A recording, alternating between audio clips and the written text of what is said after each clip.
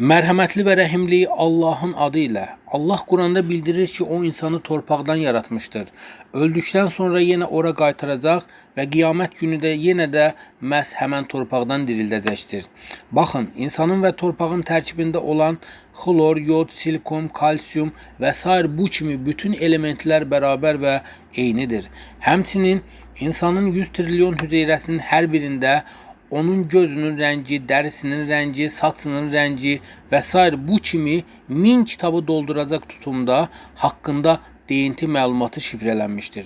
İnsan bugün öldükdə isə o dəfn olunduqda mikroorqanizmlər onu sürətlə parçalamağa başlayır və beləliklə də ölü bədən toz olub torpağa qarışır.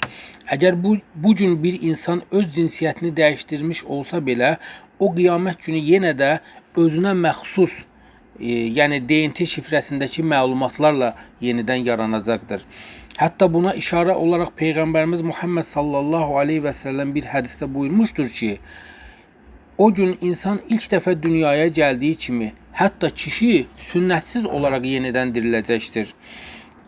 Onu da qeyd edim ki, insan ilk dəfə ana bətnində ikən dünyaya gələndə də ilk bu DNT məlumatı yaranır və insan beləcə 9 ay müddətində məhz oradakı həmən məlumatlarla əmələ gəlir.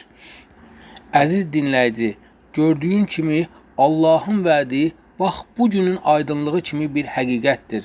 Həmçinin onu da qeyd edim ki, Allah Quranda bildirir ki, mən insanları yalnız mənə ibadət etsinlər deyə yaratdım.